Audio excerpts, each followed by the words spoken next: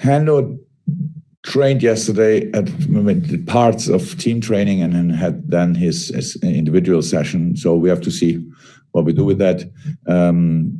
All the other players who played now, they are still in recovery. So that's how it is. And when you have only this few days in between, and so we have to make late decisions. So if you would ask me now, which will be your lineup, and I would be in the mood to tell you, I couldn't.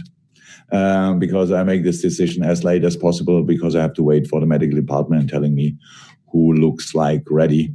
And then we have from now on another 25 and a half hours roundabout to make sure that that we bring the fittest and freshest players on the pitch. Fantastic. Okay, Mandy from PLP, and then we go to James Mountford after Mandy's two for BBC Merseyside. Hi Jurgen, Brighton to win at home this season, but how impressed were you with the way that they played against Aston Villa last weekend?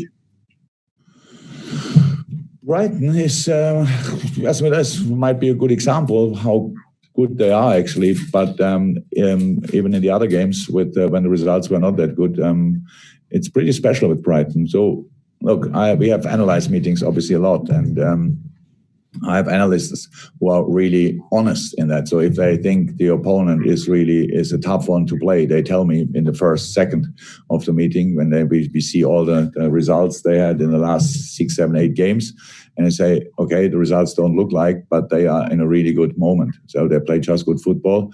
You can see that was since they work together now, and they have.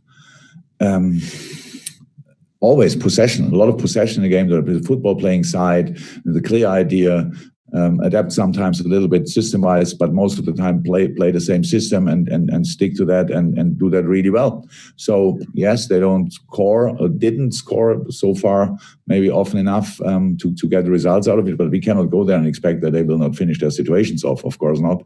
We have to make sure that we are ready for a lot of necessary defensive work because they make the pitch big.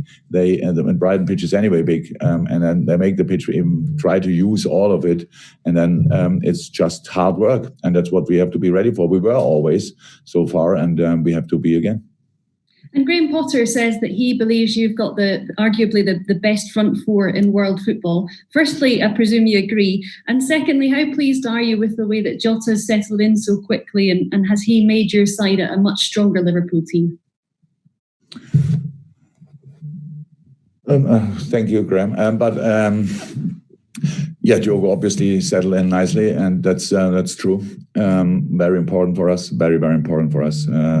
Because we have we cannot play our usual front three all the time, all the full season. It was difficult to improve us there.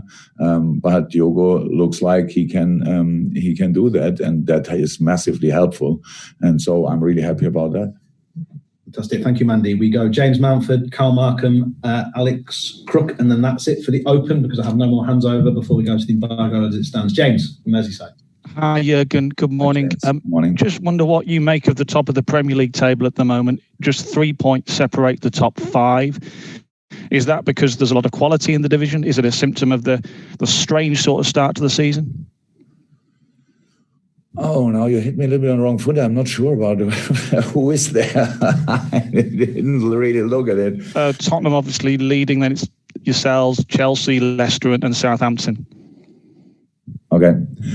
Yeah, first and foremost, that speaks for a lot of quality in the Premier League, a lot of quality in the squad of these teams, and good managers, and just good work on training ground. So because they all played so far a really, really good season, and other teams as well. So I'm not surprised that Tottenham is where they are.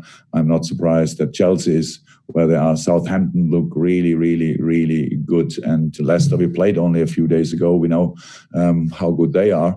So it's the sign that it's that close together this year is for sure, because it's a very, very difficult but interesting season for everybody, and so there are a lot of chances out there for different teams, and it's nothing to do with what you've achieved last year or the year before. It's just you have to be in here and now, and be ready for that, because it's really tough for all of us. But I said, I'm not surprised.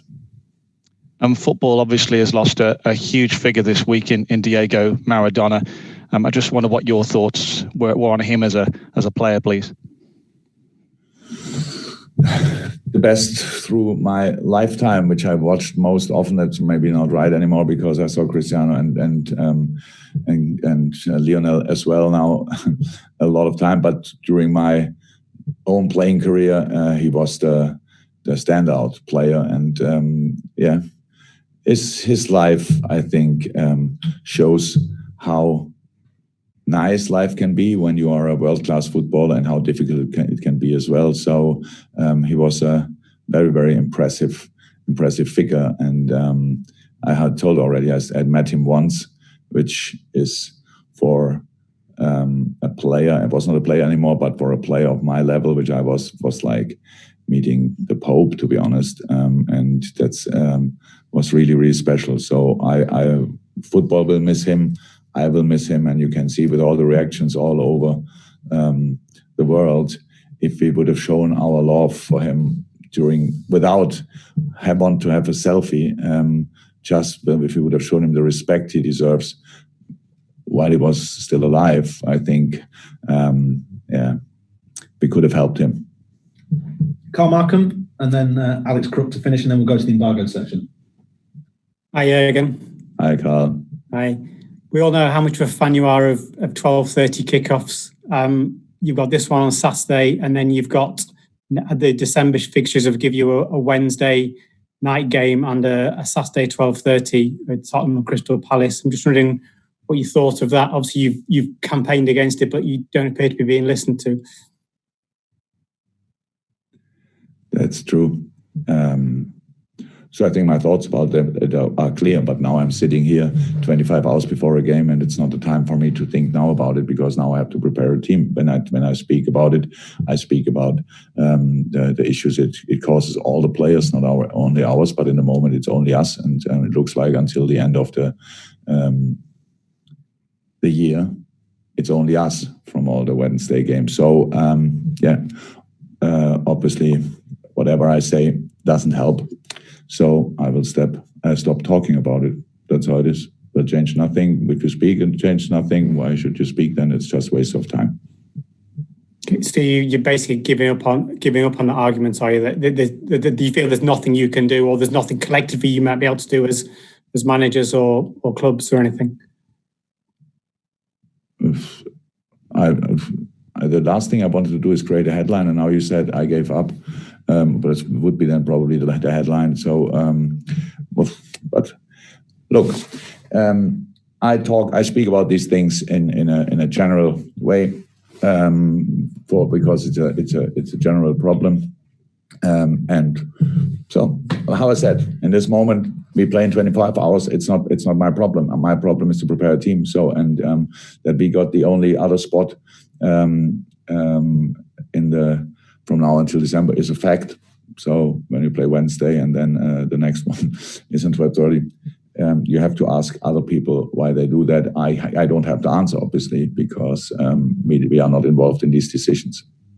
Okay, just quick one then for me. Alisson could play his 100th game for the club on Saturday. I'm just wondering how important, with all the changes you've had to make in defence, changing your back four quite a lot, how important having someone like him behind them it has been. After 100 games for Liverpool, I don't have to speak about the importance of Ali. It could have been already more.